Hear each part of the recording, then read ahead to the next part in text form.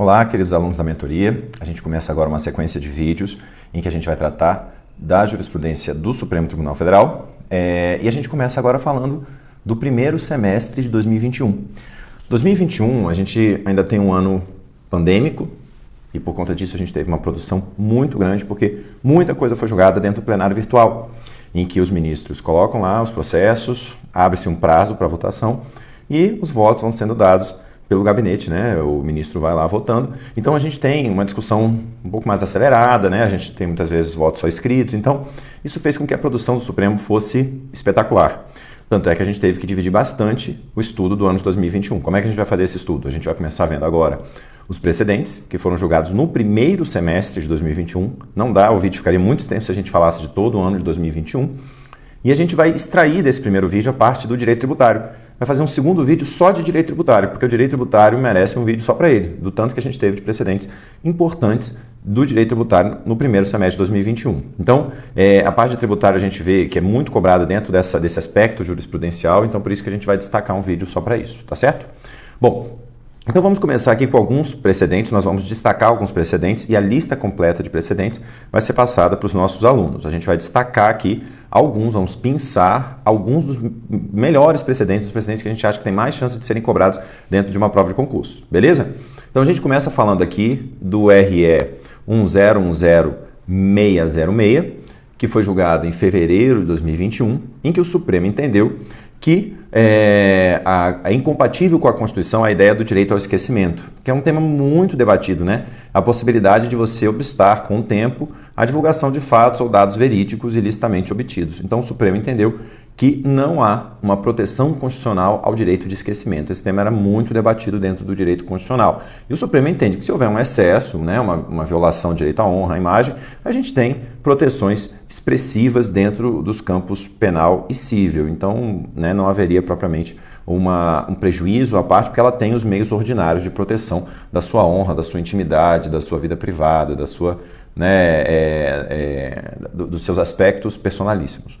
Bom, um outro precedente muito importante foi julgado na ADPF 779 em março daquele ano e que fala da questão da tese da legítima defesa da honra. O Supremo entendeu que não é possível se utilizar no júri a tese da legítima defesa da honra. Muito bem, mas mais importante do que o assunto que foi tratado nesse precedente, a gente tem a importância do uso da ADPF com a finalidade de se dizer quais teses os juízes podem ou não utilizar nas suas sentenças. Então, olha só, o controle de constitucionalidade que antes ele simplesmente se debruçava sobre leis constitucionais ou não, agora ele se debruça sobre teses. E aí, para isso, se utiliza a ADPF. Por quê? Porque a ADPF tem aquela cláusula aberta na 9882 de 99 que permite o uso da ADPF para atos de governo, né? Então, ela não é só para normas, leis ou atos normativos. Então, a gente já tinha o Supremo utilizando essa técnica em ADPF quando o Supremo falou, por exemplo, abstratamente, né, de outras teses que não poderiam ser utilizadas em sentenças e tal, e agora o Supremo vem reafirmando esse uso da ADPF. Bom, um outro precedente importante que a gente teve foi sobre o cabimento de mandado de injunção no mandado de injunção 7300, que foi julgado em abril daquele ano. O Supremo entendeu que caberia mandado de injunção pela falta da fixação do valor da renda básica de cidadania, que é instituída na Lei 10.835 de 2004. O que tem interessante nesse mandado de injunção? É porque geralmente o Supremo não aceita mandado de injunção por falta de regulamentação de lei, né? Porque o mandado de injunção cabe para uma inconstitucionalidade por omissão quando você tem a falta da regulamentação de um dispositivo constitucional. Nesse caso, o Supremo aceitou sim o mandado de injunção por falta de regulamentação de um valor que está previsto em lei. Mas por quê? Porque, na verdade, se entendeu que existia aí uma proteção insuficiente de combate à pobreza, que é uma previsão constitucional, é um objetivo previsto na Constituição, sendo um objetivo lá dos princípios fundamentais, a gente tem uma previsão constitucional. Mas, assim, é interessante, né? Porque o Supremo está flexibilizando um pouco aquela rigidez do mandado de injunção. Porque ele falou, olha, eu aceito a falta da regulamentação de uma lei porque essa lei traz um valor constitucional. Então, é interessante esse provimento, né, do pedido nesse mandado de injunção. Um outro julgamento muito importante foi o que disse sobre, lá na ADI 4296, sobre a constitucionalidade da Lei 12016 de 2009, que é a lei que regulamenta o mandado de segurança. alguns dispositivos ali foram declarados inconstitucionais, como a impossibilidade de medida liminar para compensação de créditos tributários, para entrega de mercadorias, reclassificação e equiparação de servidores, isso foi declarado inconstitucional. Um outro ponto também muito importante é que foi declarada a inconstitucionalidade do parágrafo 2º do artigo 22, que fala que não se pode conceder liminar inaudita altera partes em mandado de segurança coletivo. Esses são os dois principais dispositivos da Lei do Mandado de Segurança que foram excluídos nesse primeiro semestre de 2021. Então, precedente também importante para você guardar aí. Um outro precedente importante é aquele que fala que não se admite expulsão de filho de estrangeiro quando ele tem filho que dele depende economicamente, e até aí não tem nenhuma novidade, mas o Supremo estendeu isso para situações em que o reconhecimento ou adoção do filho ocorra num momento posterior ao ato que enseja a expulsão. Isso foi julgado no RHC 123891, que foi julgado em fevereiro de 2021. Então isso é muito importante, porque a priori a gente pensa o quê? Poxa, isso abre margem para uma fraude, porque se eu tenho lá a pessoa reconhecendo depois do ato, ela pode ter adotado essa criança só para não ser expulsa. Mas o Supremo, ainda assim, trouxe essa proteção à criança, né? A despeito desse risco de fraude. Um outro caso muito importante, aí a gente vai começar a falar de alguns casos de Covid. O Supremo, na ação civil originária 3451, autorizou os estados, no caso de descumprimento do plano operacional de vacinação, a Covid, de disponibilizar as vacinas previamente aprovadas na Anvisa e, no caso de não se dar autorização no prazo de 72 horas, vacinas registradas por pelo menos uma das duas autoridades sanitárias estrangeiras e liberadas para comercialização nos respectivos países.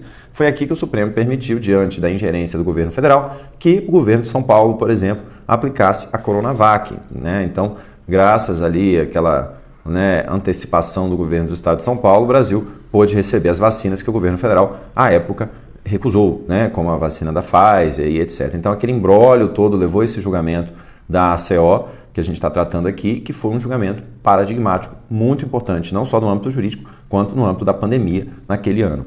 Muito bem. Um outro dispositivo, um outro precedente importante foi fixado na ACO 3463, em março de 2021, em que se falou que é incabível a requisição administrativa pela União de bens e insumos contratados por unidade federativa e destinados à execução do plano local de imunização, cujos pagamentos já foram empenhados. Foi quando o governo federal queria aproveitar equipamentos que os estados compraram, né? Quando o governo federal ficou naquela inatividade, naquela omissão na proteção contra o coronavírus. Bom, muito importante esse precedente. Agora a gente vai para um outro precedente também muito relevante, que foi a questão da desestatização. A gente teve desestatização da Eletrobras e também de algumas subsidiárias da Caixa Econômica, que levou a algumas discussões sobre desestatização. E o Supremo, na ADI 6241, ele falou da desnecessidade de lei específica para a inclusão de sociedade de economia mista ou de empresa pública em programa de desestatização. Então não precisa de autorização do Congresso. Esse julgamento foi muito relevante em fevereiro de 2021 e foi ele que possibilitou, de certa forma, a desestatização da Eletrobras. Bom, a gente vai ver um outro precedente daqui a pouco sobre esse tema também, mas a gente teve um julgamento que eu acho importante, que foi na ADI 6019, em abril de 2021, em que o Supremo disse que é inconstitucional a lei estadual que estabeleça prazo decadencial de 10 anos para anulação de atos administrativos. Então o Supremo falou, esse prazo decadencial não pode ser utilizado. Aí você fala, tá, mas por quê? Aí o Supremo fala o seguinte, olha, porque o prazo quinquenal é o que se consolidou.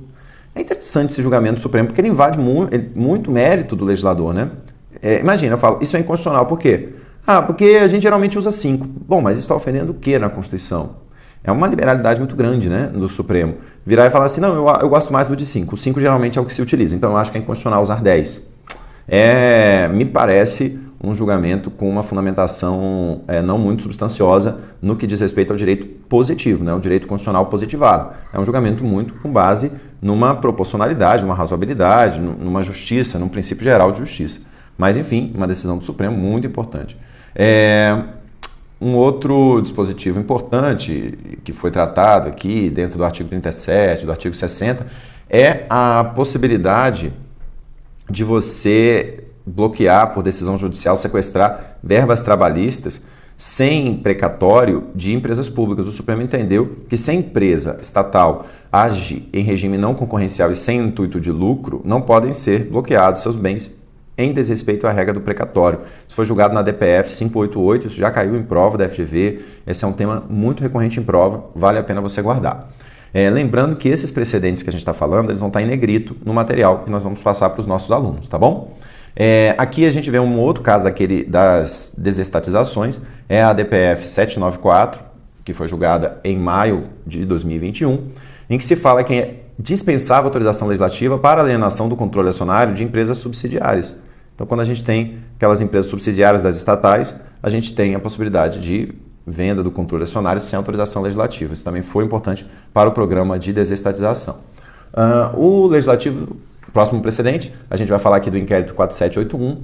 O Supremo entendeu que atentar contra a democracia e o Estado de Direito não é exercício da função parlamentar que invoque a imunidade constitucional. A gente está falando aqui daquela impossibilidade de os parlamentares utilizarem a sua imunidade para atentar contra a democracia, atacando as instituições.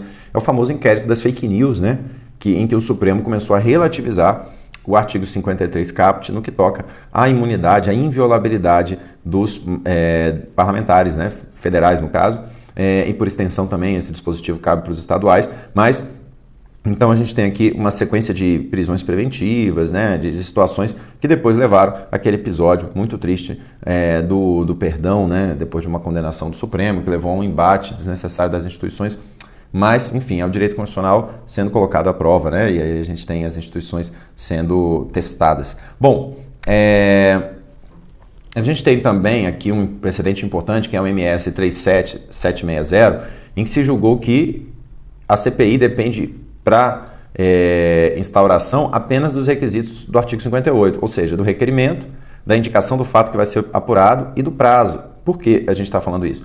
Porque a gente teve, em 2022, uma discussão muito grande sobre a possibilidade de o presidente da Câmara ou do Senado, ou o presidente da mesa do Congresso Nacional, de, por discricionariedade, escolher se abria ou não a CPI do MEC, porque ele havia dito que só abriria depois das eleições para, no caso, né, não permitir o uso político da CPI contra o então presidente da República, o que é muito questionável, né, já que em outras situações isso foi muito comum, como no caso da presidente Dilma, em que se abriu a CPI da Petrobras, mesmo a despeito de se estar muito próximo das eleições. Então, a dúvida é, pode o presidente, de uma casa legislativa deliberar de forma monocrática, né, quando abrirá a CPI? Isso, a priori, contraria um pouco esse precedente, tá bem?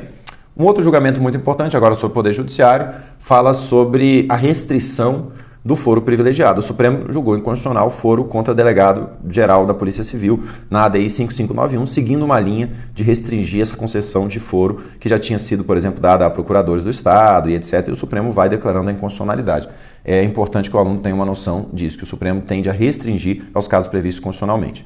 Um outro julgamento importante é o da ADPF 272, em que o Supremo entendeu que a ADPF é eficaz no controle da inconstitucionalidade por omissão. E isso foi muito utilizado na omissão do governo em relação às medidas de combate à Covid-19. Então, a gente tem aqui também a ADPF 709, por exemplo, em que o Supremo entendeu que era cabível tutela provisória em ADPF para garantir a proteção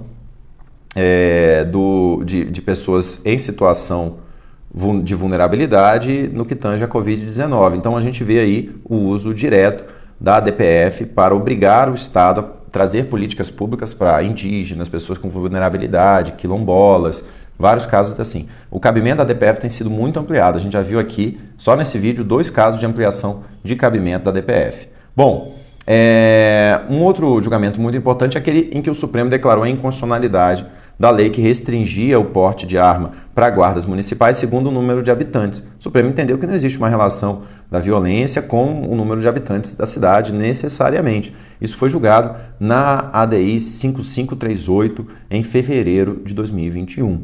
Bem, outro julgamento que já caiu em prova, muito importante, diz respeito à cota tela, que é a obrigatoriedade de exibição de filmes nacionais.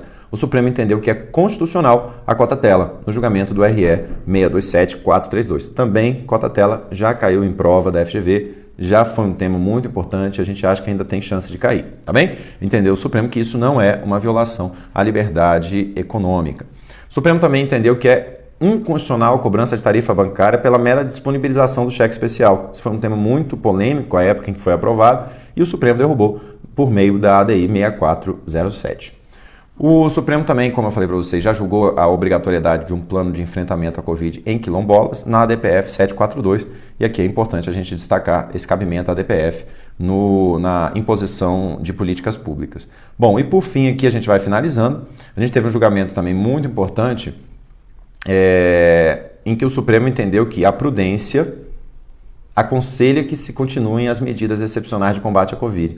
Olha que interessante, isso foi na ADI 6625, julgada em março de 2021, e aí o Supremo julga com base na prudência. Mais uma vez expõe essa capacidade que o Supremo tem de julgar questões meritórias, né, da administração pública ou do legislador. O Supremo muitas vezes é acusado, né, a gente não precisa entrar aqui no mérito de forma justificada ou não, mas é acusado de invadir um pouco o campo da política, saindo do mero julgamento da juridicidade das medidas, né? E aí aqui a gente vê um caso em que o Supremo julga com base na prudência, que não é propriamente um instituto jurídico, né? É um instituto de discricionariedade da administração. Mas, né, acaba que no caso da Covid, isso acabou tendo um efeito muito importante, né? O Supremo tem muitos julgamentos sobre a Covid, sem dúvida salvou muitas vidas com esses julgamentos. Bom, então fechamos aqui, lembrando que a gente vai ter uma segunda parte do estudo da jurisprudência de 2021, que vai tratar apenas do direito tributário. Então, até lá!